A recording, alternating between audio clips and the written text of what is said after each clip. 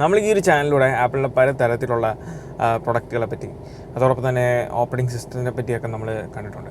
അപ്പോൾ ഇന്നത്തെ ഈ ഒരു വീഡിയോയിൽ നമ്മൾ ലേശം വെറൈറ്റി ആയിട്ടുള്ള ഒരു കാര്യമാണ്, അധികം നമ്മൾ കണ്ടിട്ടില്ലാത്ത ഒരു സബ്ജക്റ്റാണ് ആപ്പിളിൻ്റെ കാർപ്ലേ എന്ന് പറയുന്നത്. അപ്പോൾ ഇതാണ് ആപ്പിളിൻ്റെ സ്വന്തം കാർപ്ലേ എന്ന് പറയുന്നത്. കാർപ്ലേയുടെ പ്രധാന ലക്ഷ്യമെന്ന് പറയുന്നത് വാഹനം ഓടിക്കുന്ന ഡ്രൈവറിന് യാതൊരു തരത്തിലുള്ള ഡിസ്ട്രാക്ഷൻസും കൂടാതെ അവർക്ക് നാവിഗേഷൻ, സാധാരണ നമ്മൾ ഫോൺ യൂസ് ചെയ്തുകൊണ്ട് ഒരു കയ്യിൽ ഫോൺ പിടിച്ച് നമ്മൾ കാർ ഓടിക്കും, അതൊക്കെ വളരെ ഡേഞ്ചർ ആയിട്ടുള്ള കാര്യമാണ്. അപ്പം നാവിഗേഷൻ ഇതിനകത്ത് വളരെ പ്രാധാന്യം അർഹിക്കുന്ന ഒരു പ്രൈമറി കാര്യം തന്നെയാണ്. അപ്പം നാവിഗേഷൻ അതുപോലെ തന്നെ കോളുകൾ വരുമ്പം ഈസി ആയിട്ട് അറ്റൻഡ് ചെയ്യാനും വിളിക്കാനും സാധിക്കുന്ന അങ്ങനെ ഒരു ഫങ്ഷണാലിറ്റി, അതോടൊപ്പം തന്നെ അനാവശ്യമായിട്ടുള്ള നോട്ടിഫിക്കേഷൻസും കാര്യങ്ങളൊക്കെ നമ്മൾ ഡിസ്ട്രാക്ട് ചെയ്യും. അതൊക്കെ ഒഴിവാക്കി നമുക്ക് അത്യാവശ്യം വേണ്ട കാര്യങ്ങളൊക്കെ നമുക്ക് ആക്സസ് ചെയ്യാൻ, മെസ്സേജസിലൂടെ ആക്സസ് ചെയ്യാൻ സാധിക്കുന്ന ഒരു ഫങ്ഷണാലിറ്റിയാണ് ആപ്പിൾ ഈ ഒരു കാർപ്ലേയിലൂടെ നമുക്ക് പ്രൊവൈഡ് ചെയ്യുന്നത്. ഇനി നമ്മൾ ഈ iOS 15 കാർപ്ലേയുടെ മറ്റ് ഫീച്ചേഴ്സിലേക്ക് പോകുന്നതിന് മുന്നേ നമുക്ക് ഏതൊക്കെ വാഹനങ്ങളിൽ നമുക്ക് ഈ ഒരു കാർപ്ലേ ഉപയോഗിക്കാം, അല്ലെങ്കിൽ എങ്ങനത്തെ ഉള്ള സ്റ്റീരിയോസിൽ നമുക്ക് ഇത് സെറ്റാക്കാൻ സാധിക്കും, അതിനെപ്പറ്റി ഒന്ന് നോക്കിയിട്ട് നമുക്ക് ഇതിൻ്റെ ഫുൾ ഡീറ്റെയിൽസിലേക്ക് പോകാം. ഇതിൽ നമ്മൾ ശ്രദ്ധിക്കേണ്ടത് 2014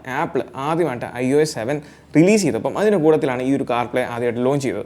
അതിനുശേഷം നമുക്ക് ഈ ഒരു മാർക്കറ്റിലേക്ക്, അതായത് ഈ പറഞ്ഞ മാനുഫാക്ചേഴ്സിലേക്ക് ഈ കാർപ്ലേ എന്ന് പറയുന്ന ഫങ്ഷനാലിറ്റി ലഭിക്കുന്നത് നമുക്കൊരു 2017 അവസാനം 2018 മുകളിലേക്കുള്ള വാഹനങ്ങളിൽ, അതിപ്പം എല്ലാ ബ്രാൻഡും, ഇപ്പം മാരുതി എടുത്താലും ടാറ്റ എടുത്താലും അല്ലെങ്കിൽ ഹോണ്ട എടുത്താലും ഈ കാറുകളൊക്കെ എടുത്ത് നോക്കിയാൽ നമുക്ക് മനസ്സിലാക്കും 2016 അല്ലെങ്കിൽ 2017 അവസാനം മുകളിലേക്കുള്ള എല്ലാ മോഡലുകളിലും അല്ലെങ്കിൽ വാഹനങ്ങളിലും നമുക്ക് ഈ ഒരു കാർപ്ലേ എന്ന് പറയുന്ന ഫങ്ഷനാലിറ്റി ഫീച്ചർ അവൈലബിൾ ആണ്. പക്ഷേ ഞാൻ ഈ പറഞ്ഞ പോലെ 2017 മുകളിലേക്കുള്ള വാഹനങ്ങളിൽ മാത്രമല്ല നമുക്ക് കാർപ്ലേ ഇൻസ്റ്റാൾ ചെയ്യാൻ സാധിക്കുന്നത്.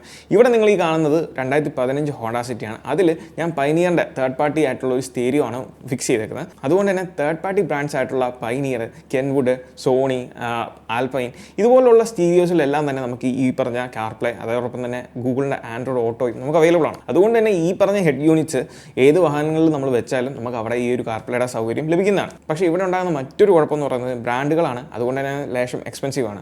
ഈ ഒരു ഹെഡ് യൂണിറ്റിന് തന്നെ 25,000 രൂപയാണ് വരുന്നത്. പക്ഷേ ഇതിന് താഴേക്ക് നമുക്കൊരു ചീപ്പർ ബെസ്റ്റ് ഓപ്ഷൻ എന്ന് പറയുന്നത് പിന്നെയുള്ളത് നമുക്ക് ആൻഡ്രോയിഡിൻ്റെ ഹെഡ് യൂണിറ്റുകളാണ്. അതായത് ആൻഡ്രോയിഡ് OS ഇൻസ്റ്റാൾ ചെയ്ത് വരുന്ന പല ബ്രാൻഡുകളുടെയും ഹെഡ് യൂണിറ്റുകൾ അല്ലെങ്കിൽ സ്റ്റീരിയോസ് നമുക്ക് അവൈലബിൾ ആണ്. ഇത്തരം കാര്യങ്ങളാണ് നമ്മുടെ കാർപ്ലേ എങ്ങനെ സെറ്റ് ചെയ്യണം, അല്ലെങ്കിൽ ഇത് ഏതൊക്കെ ഡിവൈസുകൾ വാഹനങ്ങളിൽ നമുക്ക് ഇത് ഇൻസ്റ്റാൾ ചെയ്യാൻ പറ്റുന്നതിനെ പറ്റിയുള്ള ഡീറ്റെയിൽസ് എന്ന് പറയുന്നത്. ഇനി നമുക്ക് ഈ ഒരു iOS 15 കാർപ്ലേയുടെ ബാക്കിയുള്ള ഫീച്ചേഴ്സിലേക്ക് നമുക്ക് പോകാം. നമുക്ക് എങ്ങനെ ഈ ഒരു ആപ്പിൾ കാർപ്ലേ നമ്മൾ ഈ ഒരു സ്റ്റീരിയോയിൽ സെറ്റപ്പ് ചെയ്യുന്ന അല്ലെങ്കിൽ കണക്ട് ചെയ്യുന്നത് നമുക്ക് നോക്കാം. ആദ്യം നമ്മൾ ഈ ഒരു കേബിൾ കണക്ട് ചെയ്യുക. നമ്മൾ കേബിൾ കണക്ട് ചെയ്തതിന് ശേഷം നമ്മളുടെ പൈനിയറിൻ്റെ സെറ്റ് ആകുമ്പോൾ നമുക്ക് ഇവിടെ ഇതാണ് ഇതിൻ്റെ ഹോം സ്ക്രീൻ ലേ ഔട്ട്. അതിൽ നമുക്ക് കാണാം ഇവിടെ ഫോൺ എന്നുള്ളത് നമുക്ക് കാർപ്ലേ ഓപ്ഷൻ വന്നേക്കുന്നത്. അപ്പോൾ നമ്മളെ ഐഫോണിൽ നമുക്ക് പ്രത്യേകിച്ച് സെറ്റപ്പ് ചെയ്യാനുള്ള കാര്യങ്ങളൊന്നും ഇല്ല. നമ്മൾ സെറ്റിങ്സിൽ പോകുകയാണെന്നുണ്ടെങ്കിൽ നമ്മളുടെ സെറ്റിങ്സ്, അതിൽ ജനറൽസ്, അതിൽ നമുക്ക് പോകുകയാണെങ്കിൽ ഇവിടെ നിങ്ങൾക്ക് കാണാൻ സാധിക്കും കാർപ്ലേ എന്ന് പറയുന്ന ഒരു ഓപ്ഷൻ. ഇവിടെ നമുക്ക് കാണാം നമ്മളുടെ മൈ കാർ എന്നുള്ള ഒരു ഓപ്ഷനിൽ നമ്മളുടെ ഈ ഒരു ഡിവൈസിലേക്ക് ഏത് ഡിവൈസ് ആണോ ആ ഒരു സ്റ്റീരിയോ നമ്മൾ കണക്ട് ചെയ്ത് കഴിയുമ്പോൾ നമ്മുടെ സ്റ്റീരിയോയുടെ നമ്പർ അവിടെ കാണിക്കും. അതിൽ നമ്മൾ ടാപ്പ് ചെയ്ത് കഴിയുമ്പോൾ നിങ്ങൾക്ക് ഇവിടെ കുറച്ച് ഓപ്ഷൻസ് കാണാം. അതിൽ ഏറ്റവും ടോപ്പിൽ കസ്റ്റമൈസേഷൻ എന്ന് പറയുന്ന ഒരു ഓപ്ഷനാണ് കാണാൻ സാധിക്കുന്നത്. അതിൽ എന്താണെന്ന് വെച്ചാൽ നമുക്ക് ഈ ഒരു ഹെഡ് യൂണിറ്റിൽ കാണുന്ന ആപ്ലിക്കേഷൻസ് നമുക്ക് ഇവിടെ നിന്ന് കസ്റ്റമൈസ് ചെയ്യാൻ സാധിക്കും. അത് നമുക്ക് ഇഷ്ടമുള്ള പോലെ ചെയ്യാനാണ്. രണ്ടാമത് അലോ കാർപ്ലേ വെൻ ലോക്ക്ഡ് എന്ന് പറയുന്ന ഫങ്ഷനാലിറ്റി. നമുക്ക് ഫോൺ ലോക്ക് ആണെങ്കിലും നമുക്ക് കാർപ്ലേ യൂസ് ചെയ്യാൻ സാധിക്കും. അതുകൊണ്ട് തന്നെ നമ്മൾ ഫോൺ അൺലോക്ക് ചെയ്ത് നമ്മളൊന്നും ചെയ്യേണ്ട ആവശ്യമില്ല. അപ്പോൾ ഇത്തരം കാര്യങ്ങൾ സെറ്റപ്പ് ചെയ്തതിന് ശേഷം നമ്മളുടെ ഹെഡ് യൂണിറ്റിൽ പോകുകയാണെന്നുണ്ടെങ്കിൽ നിങ്ങൾക്കിവിടെ കാണാം നമ്മുടെ ആപ്പിൾ കാർപ്ലേ വന്നിട്ടുണ്ട്. അതിൽ ജസ്റ്റ് ടാപ്പ് ചെയ്ത് കഴിയുമ്പം ഡയറക്റ്റ്ലി നമ്മൾ പോകുന്നത് ഈ ഒരു ഹോം സ്ക്രീനിലേക്കാണ്. ഇതാണ് മെയിൻ ആയിട്ടുള്ള ഹോം സ്ക്രീൻ എന്ന് പറയുന്നത്. ഇവിടെ നിങ്ങൾക്ക് കാണാം നമ്മളുടെ ഡ്രൈവറിൻ്റെ ആ ഒരു സീറ്റിംഗ് അല്ലെങ്കിൽ പൊസിഷൻ അനുസരിച്ചാണ് നമുക്ക് റൈറ്റ് സൈഡിലാണ് നമ്മളുടെ കൺട്രോൾസ് വന്നേക്കുന്നത് കാണാൻ സാധിക്കും. ഞാൻ ആദ്യമേ പറഞ്ഞിരുന്നു ഈ ഒരു കാർപ്ലേ അല്ലെങ്കിൽ ആൻഡ്രോയിഡ് ഓട്ടോ ഇതിൻ്റെയൊക്കെ പ്രധാന ലക്ഷ്യം എന്ന് പറയുന്നത് ഡ്രൈവറിന് മിനിമം എഫേർട്ട് ഉപയോഗിച്ചുകൊണ്ട് കാര്യങ്ങൾ, ഇപ്പം നാവിഗേഷൻ അല്ലെങ്കിൽ പെട്ടെന്ന് ഈ മെസ്സേജസ് കോളിലേക്കൊക്കെ പെട്ടെന്ന് പോകുക, മിനിമം എഫേർട്ടിൽ ഇത്തരം കാര്യങ്ങൾ ആക്സസ് ചെയ്യുക എന്നുള്ളതാണ്. നമ്മൾ ഫോണാണ് യൂസ് ചെയ്യുന്നതെങ്കിൽ നമുക്ക് പല ഡിസ്റ്റർബൻസ് ഉണ്ടാകും. ഇതാകുമ്പം നമുക്ക് ഇതിനകത്ത് മിനിമൽ ആയിട്ടുള്ള കാര്യങ്ങളുള്ളൂ, നമുക്ക് ഡ്രൈവറിന് അത്യാവശ്യം വേണ്ട കാര്യങ്ങളുള്ളൂ. അതിൽ ആദ്യമാണ് നമ്മളുടെ ഫോൺ എന്ന് പറയുന്ന ഫങ്ഷനാലിറ്റി. ഈ ഫോണിൽ നമുക്ക് കാണാം നമ്മളുടെ ഫേവറേറ്റ്സ്, നമ്മളുടെ ഫോണിൽ ആഡ് ചെയ്തേക്കുന്ന ഫേവറേറ്റ്സ് സകലതും നമുക്ക് ഇവിടെ ഉണ്ട്. പിന്നുള്ള റീസെൻറ്റിനകത്ത് നമുക്ക് എങ്ങനെയാണോ നമ്മളുടെ ഐഫോണിൽ റീസെൻറ്റ് ഹിസ്റ്ററി വരുന്നത് അത് തന്നെ നമുക്ക് ഇവിടെ ആക്സസബിൾ ആണ്. അത് നിങ്ങൾക്ക് സൈഡിലുള്ള ഈ ഒരു ആരോ വെച്ച് നിങ്ങൾക്ക് കൺട്രോൾ ചെയ്യാം. അല്ലാന്നുണ്ടെങ്കിൽ ഇങ്ങനെ സ്വൈപ്പ് ചെയ്തും നിങ്ങൾക്ക് കൺട്രോൾ ചെയ്യാൻ സാധിക്കും. മ്യൂസിക് കേൾക്കണമെന്നുണ്ടെങ്കിൽ മ്യൂസിക്കിൻ്റെ ഓപ്ഷൻ ഉണ്ട്. അല്ലാന്നുണ്ടെങ്കിൽ നമുക്ക് മാപ്പ്, അതാണ് നമുക്ക് പ്രധാനമായിട്ടും വേണ്ടത്. നമുക്ക് എവിടെ പോയാലും നാവിഗേഷൻ എന്ന് പറയുന്ന ഒരു പ്രധാന ഘടകമാണ്. അപ്പോൾ ആ നാവിഗേഷൻ നമ്മുടെ ഫോണിൽ നമ്മളെപ്പോഴും കയ്യിൽ പിടിച്ച് ഫോൺ നോക്കുന്നതിന് പകരം നമുക്ക് ഈ ഒരു വലിയ സ്ക്രീനിൽ നമുക്ക് നാവിഗേഷൻ മൊത്തം കാണാൻ സാധിക്കുക എന്ന് പറയുന്നത് അതൊരു അഡ്വാൻറ്റേജ് തന്നെയാണ്. പിന്നുള്ള നമ്മുടെ മെസ്സേജസ് ആണ്. മെസ്സേജസ് എല്ലാം തന്നെ നമുക്ക് ഇവിടുന്ന് ആക്സസിബിൾ ആണ്. ഇനി നിങ്ങൾക്ക് ഇതിൽ പുതിയൊരു മെസ്സേജ് സെൻഡ് ചെയ്യണമെന്നുണ്ടെങ്കിൽ നമുക്ക് സിറിയോട് പറഞ്ഞാൽ ശരിയോട് പറഞ്ഞ് നമുക്ക് മെസ്സേജ് സെൻഡ് ചെയ്യാനും സാധിക്കും. ഇതിൽ നമുക്ക് എല്ലാ മെസ്സേജസും സ്ക്രോൾ ചെയ്തോ അല്ലെങ്കിൽ നിങ്ങൾക്ക് നോക്കിയോ എങ്ങനെ വേണമെങ്കിലും നിങ്ങൾക്ക് ആക്സസ് ചെയ്യാൻ സാധിക്കും. പിന്നെ ഉള്ളത് നൗ പ്ലേയിങ് എന്ന് പറയുന്നൊരു ഓപ്ഷനാണ്. നൗ പ്ലേയിങ്ങിൽ നമുക്കറിയാം ഇപ്പം നമ്മൾ എന്താണോ കറൻ്റ് പ്ലേ ചെയ്യുന്നത് ആ പാട്ട് അല്ലെങ്കിൽ ആ ഒരു ആൽബം നമുക്ക് അവിടെ കാണാൻ സാധിക്കും. പിന്നെയുള്ള പൈനിയർ എന്ന് പറഞ്ഞ ഓപ്ഷനാണ്. അത് ഡയറക്റ്റ്ലി നമ്മുടെ ഹോം സ്ക്രീനിലേക്ക് പോകാനുള്ള മറ്റൊരു ഓപ്ഷനാണ്. ഹോം സ്ക്രീനിലേക്ക് പോകാൻ, അതായത് ഈ ഒരു ഹെഡ് യൂണിറ്റിൻ്റെ ആക്ച്വൽ ഡിസ്പ്ലേ ഹോം സ്ക്രീനിലേക്ക് പോകണമെന്നുണ്ടെങ്കിൽ ജസ്റ്റ് ഹോം ബട്ടണിൽ ഞെക്കിയാലും നമുക്ക് ഇത് തന്നെയാണ് സംഭവിക്കുന്നത്. അതിനുവേണ്ടി അത് ഏത് ബ്രാൻഡ് ആയാലും ഇവിടെ സോണി ആണെങ്കിൽ സോണിന്ന് കാണും, പൈനിയർ ആയതുകൊണ്ട് ഇങ്ങനെ, ആൽഫൈൻ ആണെങ്കിൽ ആൽഫൈൻ്റെ ഒരു ഐക്കൺ അവിടെ കാണും. പിന്നെ ഉള്ളത് നമുക്ക് പോഡ്കാസ്റ്റാണ്. പോഡ്കാസ്റ്റ് നമുക്കറിയാം ഇങ്ങനെ ഇവരുടെ സംസാരം നമുക്കിങ്ങനെ യാത്രയൊക്കെ ചെയ്യുമ്പോൾ ഇങ്ങനെ സംസാരം കേട്ടുകൊണ്ട് ഇങ്ങനെ കാര്യങ്ങളൊക്കെ മനസ്സിലാക്കിക്കൊണ്ട് നമുക്ക് യാത്ര ചെയ്യാൻ സാധിക്കും. അതിനാണ് പോഡ്കാസ്റ്റിൻ്റെ ഓപ്ഷൻ കൊടുത്തേക്കുന്നത്. പിന്നെ ഉള്ളത് ന്യൂസാണ്. അപ്പോൾ നിങ്ങൾ ന്യൂസ് സെറ്റപ്പ് ചെയ്തിട്ടുണ്ടെന്നുണ്ടെങ്കിൽ ഡെഫിനറ്റ്ലി ഇവിടെ എല്ലാ ന്യൂസുകളും കാര്യങ്ങളൊക്കെ കാണിക്കുന്നതായിരിക്കും. പിന്നെ ഉള്ളത് നമുക്ക് ഓഡിയോ ബുക്കാണ്. അതും നമുക്ക് കേൾക്കാനേ സാധിക്കുള്ളൂ, അത് നമുക്കൊന്നും റീഡ് ചെയ്യാനോ കാര്യങ്ങളൊന്നും സാധിക്കത്തില്ല. പിന്നെയുള്ള കലണ്ടറാണ്. നിങ്ങൾക്ക് എന്തെങ്കിലും ഇവൻറ്റ്സോ കാര്യങ്ങളൊക്കെ ഉണ്ടെന്നുണ്ടെങ്കിൽ അത് ഡെഫിനറ്റ്ലി ഇവിടെ മാർക്കപ്പ് ചെയ്യുന്നതായിരിക്കും. പിന്നെ ഉള്ളതാണ് നമ്മുടെ സെറ്റിങ്സിൽ നമുക്ക് കുറച്ച് കാര്യങ്ങളുള്ളൂ, ഇത്രയും ഓപ്ഷൻസ് മാത്രമേ ഉള്ളൂ. അതിനകത്ത് ആദ്യമുള്ളതാണ് iOS 15 നമുക്ക് ലഭിച്ച ഒരു ഫംഗ്ഷനാലിറ്റിയാണ് ഫോക്കസ് മോഡ്. ആ ഒരു ഫോക്കസ് മോഡ് ഇവിടെ നമുക്ക് അവൈലബിൾ ആണ്. ഫോക്കസ് മോഡിൽ നമ്മൾ ഇത് പ്രത്യേകമായിട്ട് സെറ്റപ്പ് ചെയ്യേണ്ട ആവശ്യമില്ല. കാർപ്ലേ നിങ്ങൾ കണക്ട് ചെയ്ത് കഴിയുമ്പോൾ ഓട്ടോമാറ്റിക്കലി നമുക്ക് വരുന്നതാണ് ഈ ഒരു ഡ്രൈവിംഗ് ഫോക്കസ് എന്ന് പറയുന്നത്. ഈ ഒരു ഡ്രൈവിംഗ് ഫോക്കസ് എനേബിൾ ചെയ്തിട്ടുണ്ടെങ്കിൽ നിങ്ങൾക്ക് അവിടെ കാണാം, താഴെ എഴുതിയിട്ടുണ്ട് driving focus silence some alerts and notifications.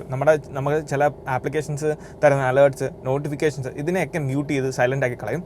പക്ഷേ ഇൻകമിംഗ് കോളിനെ ഒരിക്കലും സൈലൻ്റ് ആക്കത്തില്ല എന്നുള്ളത് കൃത്യമായിട്ട് ഇവിടെ മെൻഷൻ ചെയ്തിട്ടുണ്ട്. അതുകൊണ്ട് നമുക്ക് എന്തെങ്കിലും അത്യാവശ്യം കോളൊക്കെ വന്നാൽ അതൊക്കെ നമുക്ക് അറ്റൻഡ് ചെയ്യാം. പക്ഷേ നോട്ടിഫിക്കേഷൻസ്, മറ്റോ അനാവശ്യമായിട്ടുള്ള ആപ്ലിക്കേഷൻസ് നോട്ടിഫിക്കേഷൻസ് ഒന്നും തന്നെ നമുക്ക് കാണിക്കത്തില്ല. രണ്ടാമത്തെ ഓപ്ഷൻ എന്ന് പറയുന്നത് അപ്പിയറൻസ് ആണ്. അപ്പിയറൻസിൽ നമുക്ക് ഒന്നെങ്കിൽ ഓട്ടോമാറ്റിക് ഇട്ടാൽ, ഇത് ഡൈനാമിക് ആണ്. ഡൈനാമിക് നമുക്കറിയാം പകൽ സമയത്ത് ഇത് വെള്ള കളറിലായിരിക്കും, രാത്രിയാകുമ്പോൾ ഓട്ടോമാറ്റിക്കലി ഒരു 6 മണിക്ക് ശേഷം ഓട്ടോമാറ്റിക്കലി അത് ഡാർക്ക് മോഡിലേക്ക് പോകും.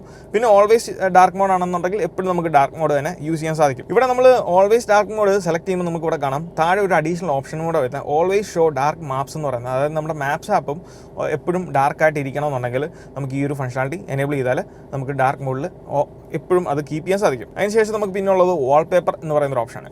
വാൾപേപ്പറിൻ്റെ ഓപ്ഷനിൽ നമുക്ക് നേരത്തെ ഉണ്ടായിരുന്ന ആകെ നമുക്ക് ഒരൊറ്റ വാൾപേപ്പർ ഉള്ളായിരുന്നു, ഈ ഒരു ബ്ലാക്ക് ഡാർക്ക് തീമിലായിരുന്നു നമുക്കുണ്ടായിരുന്നത്. അതിപ്പോൾ മാറി iOS 14, 15 ഒക്കെ വന്നപ്പോൾ നമുക്ക് നമ്മളുടെ അതിൻ്റെ കൂടെ വരുന്ന, അതായത് iOSൻ്റെ കൂടെ വരുന്ന ആ ഒരു വാൾപേപ്പേഴ്സ് നമുക്കിവിടെ സെറ്റ് ചെയ്യാൻ സാധിക്കുന്നതാണ്. അത് നമ്മുടെ ഐഫോണിലുള്ള പോലെ തന്നെ പല വാൾപേപ്പേഴ്സും നമുക്കിവിടെ അവൈലബിൾ ആണ്. പിന്നീടുള്ള അടുത്ത ഓപ്ഷൻ എന്ന് പറയുന്നത് നമുക്ക് സജഷൻസ് ഇൻ ഡാഷ്ബോർഡ് എന്നാണ്. അതായത് സിറി സജഷൻസ്. ഇപ്പോൾ നമ്മളിവിടെ ഡാഷ്ബോർഡ് എന്ന് പറയുന്നത് ഇതാണ് നമ്മുടെ ഡാഷ്ബോർഡ്. ഈ ഒരു ഡാഷ്ബോർഡിൽ നമുക്ക് സജഷൻസ് ഒക്കെ വേണമെന്നുണ്ടെങ്കിൽ സിറി സജസ്റ്റ് ചെയ്യും. ഇപ്പം നമുക്ക് പെട്രോൾ പമ്പ് അങ്ങനെയുള്ള കാര്യങ്ങളൊക്കെ വേണമെന്നുണ്ടെങ്കിൽ ഇവിടെ നമുക്കത് സജസ്റ്റ് ചെയ്യും. അതിനുള്ള ഓപ്ഷനാണ് ഈ ഒരു മുകളിൽ.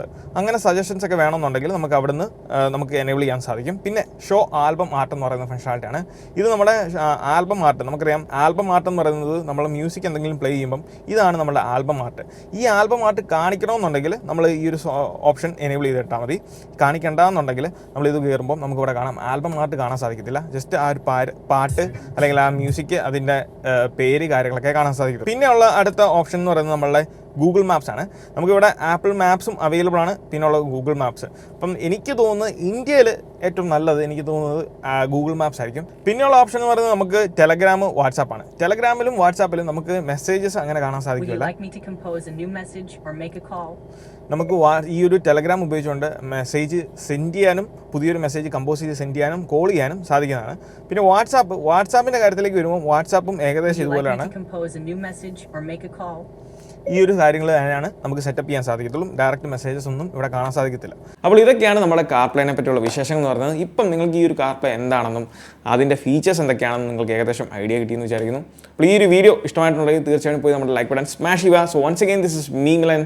Catch you guys next video. Till then, peace.